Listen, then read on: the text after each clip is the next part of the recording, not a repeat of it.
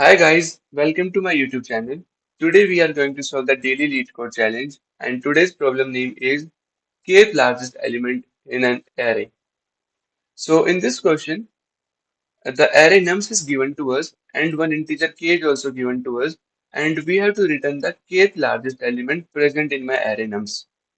So it means that we have to return the kth largest element in a sorted order, not in the kth distinct element. इसका मतलब ये है कि हमें एक array given है एंड हमें उस एरे में से जो kth लार्जेस्ट एलिमेंट है वो हमें रिटर्न करना है like what would be my kth largest element. So इस एरे को अगर मैं सॉर्ट कर दूं 1 2 3 4 5 6 ये मुझे मिलेगा। So this is my first largest element, this is my second largest element, so we have to return 5, right. So answer for this example would be 5। Similarly इसको अगर हम सॉर्ट करेंगे तो आखिरी में जो एलिमेंट्स बचेंगे वो मुझे 4 5 5 एंड 6 एंड सो ऑन ये सब मिलेगा, right. So fourth largest element जो होगा, this is first, this is second, this is third, this is fourth. So the fourth largest element would be equals to 4। तो हमने 4 को रिटर्न कर दिया। सो एक एप्रोच तो क्या है, अगर हम एरे को सॉर्ट कर देते हैं एंड उसके बाद बैक से kth एलिमेंट को रिटर्न कर देते हैं जिसका इंडेक्स क्या होगा, अगर हम वन बेस्ड इंडेक्सिंग ले लें, let's say n is the size of my nums array, then n minus 1 or we can say n minus k would be my answer, right? n minus k index में जो element present होगा वो मेरा answer हो जाएगा, right. But हमें sorting नहीं करनी है, it's clearly mentioned in the question, can we solve it without using a sorting. तो इसको विदाउट सॉर्टिंग के कैसे करते हैं, लेट्स सी। देखिए अगर हमें सिर्फ k लार्जेस्ट एलिमेंट चाहिए, राइट। तो हम एरे में आइटरेट करेंगे और सिर्फ k लार्जेस्ट एलिमेंट्स को रन टाइम पे अपडेट करते रहेंगे। तो उससे शायद कुछ हमें मिल सकता है।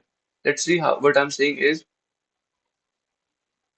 सो इस एग्जांपल को लेते हैं, फर्स्ट एग्जांपल को।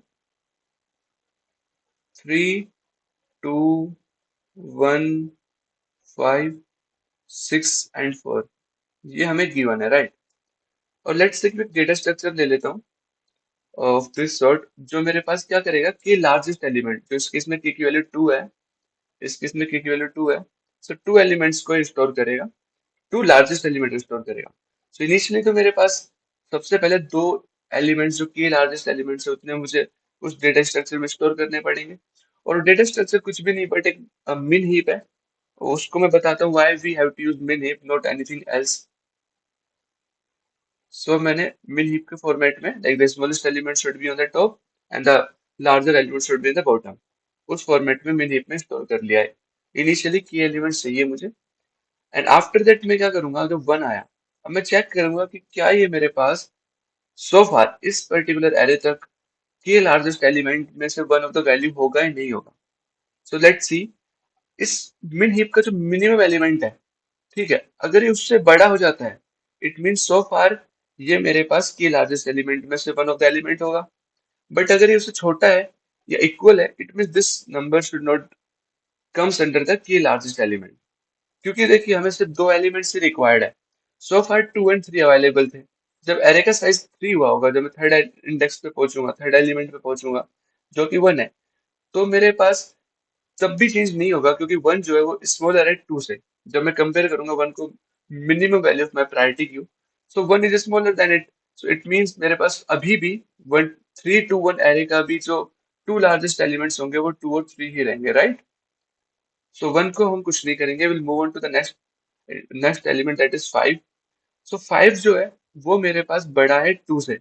इट मीन्स यहाँ तक की एरे में 3 2 1 5 की एरे में जो लार्जेस्ट एलिमेंट होंगे उसमें 2 नहीं होगा क्योंकि 2 सबसे मिनिमम एलिमेंट था यहाँ तक, यहाँ तक, राइट। एंड उससे बड़ा एलिमेंट मुझे मिल चुका है 5।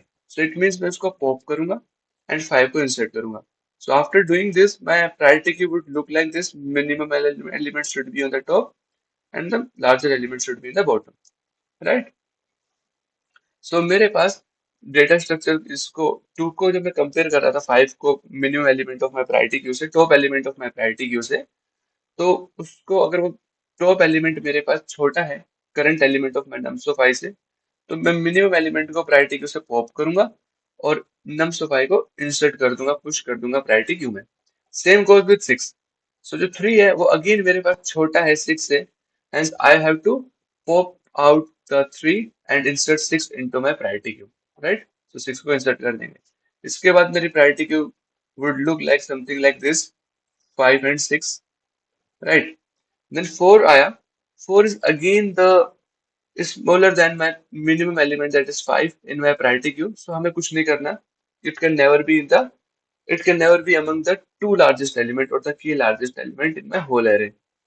ठीक है, क्योंकि ऑलरेडी हमारे पास k लार्जेस्ट एलिमेंट जो इससे भी बड़े हैं वो अवेलेबल है प्रायोरिटी क्यू में, right? After iterating over the whole array, जो मिनिमम एलिमेंट है अवेलेबल प्रायोरिटी क्यू में, that would be my kth largest element, right? So 5 would be my answer. अब इसका कोड देख लेते हैं कैसे किया। सो पहले डिस्कस करते हैं why use priority queue, not anything else. Since देखो हमें हर बार जो मिनिमम एलिमेंट अवेलेबल है जो हमारे पास डेटा स्ट्रक्चर में, उससे कंपेयर करना पड़ रहा है रन टाइम पे एलिमेंट, हर एक एलिमेंट को जो नम्स ऑफ आई का। अगर ये मेरे पास कम था तो मैं इसको पॉप कर रहा था एंड नम्स ऑफ आई को इंसर्ट कर रहा था, right? Since we are comparing the minimum element every time and we wanted sometimes we have to pop from my priority queue and we have to insert a new element into a priority queue.